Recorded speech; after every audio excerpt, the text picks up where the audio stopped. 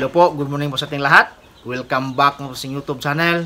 For today's video, isa naman pong tanong po ng ating pong subscriber ang ating pong sasagutin. Ito'y galing po kay Rufino Salvatierra. Ang kanya pong tanong ay, kailan daw ipapakain yung mga pre-starter feeds? Kung kayo po ay mahilig po sa palaga ng mga baboy o kahit anong hayop pangkabuhayang pag-agrikultura, mag-subscribe lang kayo sa ating YouTube channel. Ryan Patinio, Agri Farming, Family and Kitchen Adventures. Ngayong umaga po mga kaibigan, atin pong pag-uusapan yung pagpapakain po ng pre-starter feeds. So ito po yung ating pinapakain dito po sa mga biik pa lang, bago po tayo mag-shift o mag-change feeding into starter feeds. Mayroon pong iba-ibang pamamaraan sa pagpapakain po ng starter feeds. Yung iba, after walay, doon po sila napapakain ng starter feeds. Yung iba naman, bago nagwalay, doon po siya napapakain ng starter feeds. Yung iba naman din po, pag nakuha na po ng buyer yung mga biik, doon pa lang sinisimulan yung papapakain ng pre-starter feeds. So ako po dito po sa King Backyard Farm, mayroon pa akong nakasanayan kung kailan ko po ipapakain yung mga pre-starter feeds sa aking mga alagang biik.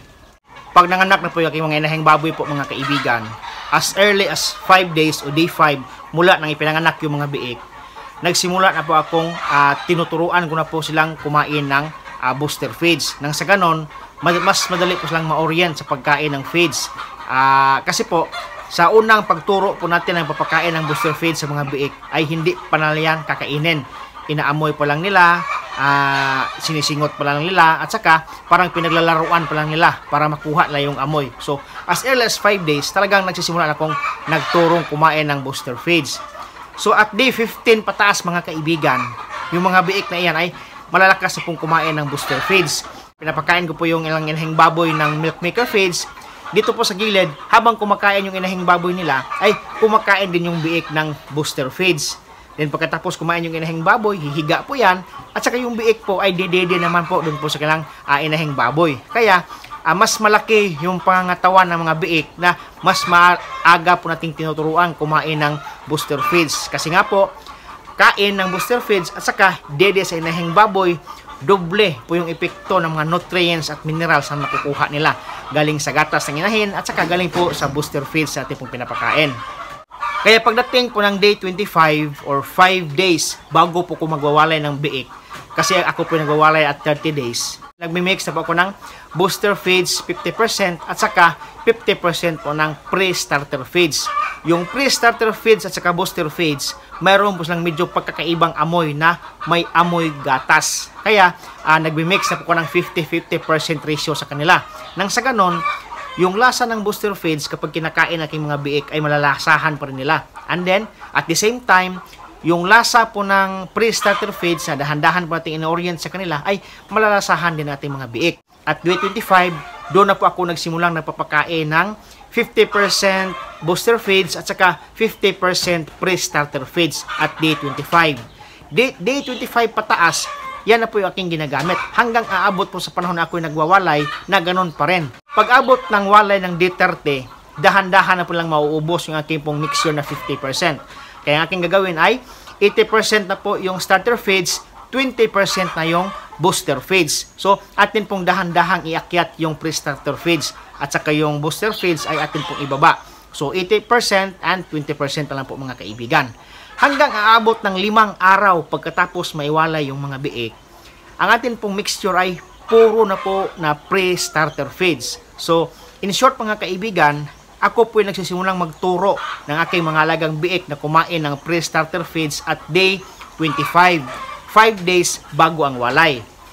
Ang sila naman po ay makakakain na po ng 100% na pre-starter feeds 5 days after walay.